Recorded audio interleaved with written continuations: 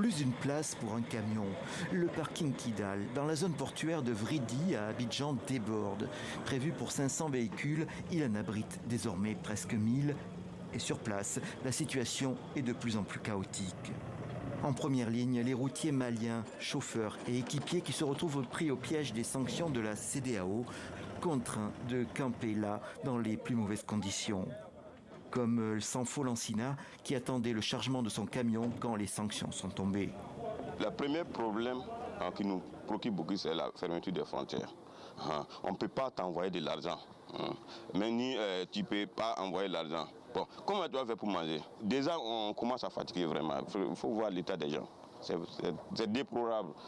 La situation sanitaire est catastrophique pour ces naufragés de la route. Ils dorment sous les camions, avec les moustiques, il n'y a pas de douche. Beaucoup n'ont plus d'argent. Plus loin, dans la zone industrielle de Yopougon, Cissé Madou représente un opérateur économique malien. Il est venu chercher des produits de première nécessité pour les acheminer vers Bamako, mais un problème a surgi lié à l'interruption des transactions bancaires. Ils nous ont dit non, que les produits de première nécessité pouvaient partir. Maintenant, les produits de première nécessité, il faut les acheter dans les usines.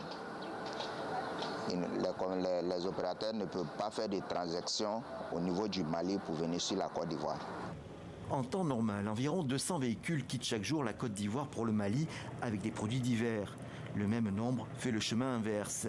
Résultat, après 2 semaines de fermeture, des milliers de camions sont bloqués non seulement à Abidjan, mais des deux côtés de la frontière entre la Côte d'Ivoire et le Mali. Cette situation perturbe aussi le commerce avec les pays hors CEDEAO qui n'appliquent pas de sanctions, même si le Mali a des entrepôts installés dans plusieurs ports de la sous-région afin de faciliter les opérations de stockage des marchandises en export et import. Comme vous le savez, le Mali n'a pas de façade maritime, nous n'avons pas un accès direct à la mer. Donc les marchandises maliennes transitent par les ports des pays voisins, dont la Côte d'Ivoire, le Sénégal, la Guinée, le Bénin, etc., etc. En termes d'exportation, c'est surtout le coton malien qui transite par le port d'Abidjan à destination des pays de l'outre-mer ou bien des pays d'Asie. Maintenant, dans le sens des importations, c'est des produits de grande consommation qui représentent des centaines et des centaines de milliers de tonnes qui transitent par les ports ivoiriens à destination du Mali. Heureusement pour le Mali, 2 voisins ne se sont pas associés aux sanctions, la Guinée et la Mauritanie.